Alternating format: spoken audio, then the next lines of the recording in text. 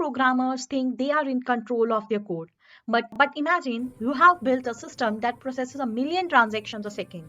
Suddenly, one piece of corrupt data enters the system. Your loop hits it and it doesn't stop. It keeps spinning, consuming memory, heating up the server until everything crashes. A loop control isn't a feature, it is a ticking time bomb. Today, I am going to give you the kill switch, the bypass, and the placeholder. We're going to master the three keywords that turn a mindless repetition into an intelligent machine: break, continue, and pass. Think of the break statement as your emergency exit. In this diagram, you see numbers flowing smoothly until we hit a specific condition. In this case, the number is 0. The moment Python says that break keyword, it doesn't just skip the number, it destroys the entire loop. It jumps over the barrier and lands outside. Looking at the code, even though our list has 5 numbers, the output stop at 2. Why? Because when we hit it 0, the loop dead. Use this when you have found what you are looking for and there is no reason to keep searching. But what if you want to destroy the whole machine?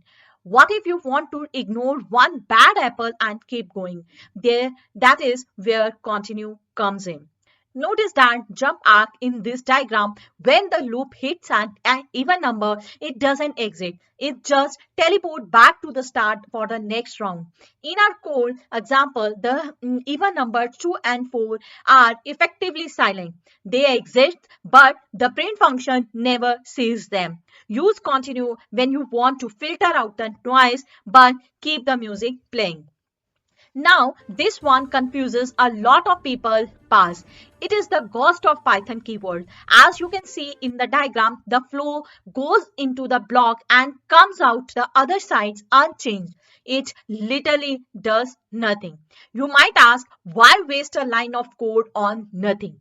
Because Python is a strict language. It hates empty spaces. If you have planned a complex logic game but haven't written the details yet, you can't just leave it blank. The program will crash. Pass is your coming soon sign. It keeps the seat warm while you figure out the rest of your logic. Let's look at the final puzzle. We have a list of data and we are using all three tools. So in this program, we have a list of numbers called pad. We use the for loop to go through each number one by one. Inside the loop, three special Python keywords are used: pass, break, and continue. So let's first understand pass. Pass means do nothing. It is just a placeholder. Python sees it and moves to the next line without any action. So when the loop starts, pass doesn't change anything. Next come break. When Python finds if p is equal to 0, it checks if the number is 0. So if the number is 0, Python store it in the variable called current and then uses break. Break means stop the loop completely. After the break, the loop will not run anymore even if numbers are left. Now let's understand continue. If the number is even, meaning divisible by 2, Python uses continue. Continue means skip this number and go to the next loop cycle. So if the numbers are ignored and not printed, so even numbers are ignored and not printed.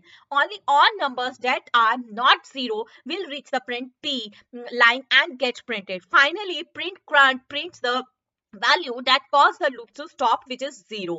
So so in short, pass do nothing, continue skip the iteration, break stop the loop completely.